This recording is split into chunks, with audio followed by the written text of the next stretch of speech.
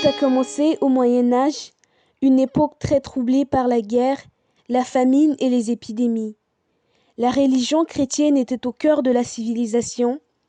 On assiste à un recul de l'activité de recherche scientifique qui était florissante dans l'Antiquité et à un désintérêt relatif pour le statut de l'animal.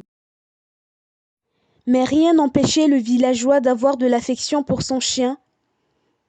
Les chiens transportaient beaucoup de poids, ils étaient mal nourris et se faisaient taper dessus par leur maître. Les chiens étaient traités comme des objets. On trouvait aussi une conception humanisée de l'animal, perçu comme l'équivalent de l'homme. C'était l'époque des procès d'animaux, où un taureau qui avait tué un être humain pouvait être jugé, défendu par des avocats et finalement pendu. À l'époque de Louis XIV, l'évêque d'Autun avait aussi voulu excommunier les rats parce qu'ils transmettaient la peste.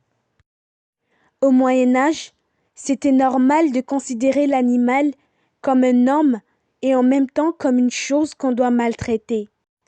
Grâce à l'archéologie, nous savons que l'histoire de la protection des animaux a commencé au Moyen-Orient il y a 1700 ans, plus précisément sur le chien, qui fut le premier animal domestique.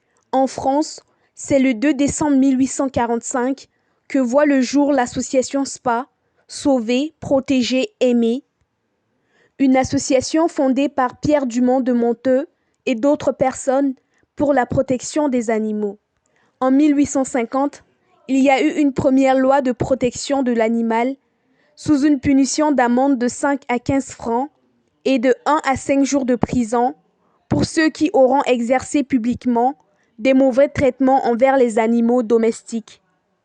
Mais ces conceptions sont encore loin d'entraîner une adhésion unanime dans nos sociétés et des oppositions de différentes natures persistent. Car de nombreux chiens subissent encore des violences, ils sont mal nourris, mal soignés, abandonnés par leur maître.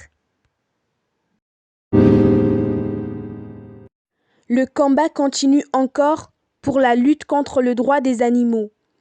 Le 29 janvier 2021, une nouvelle loi a été votée par les députés pour renforcer la protection des animaux en doublant les sanctions et les peines applicables aux personnes coupables d'actes de cruauté grave infligés à un animal.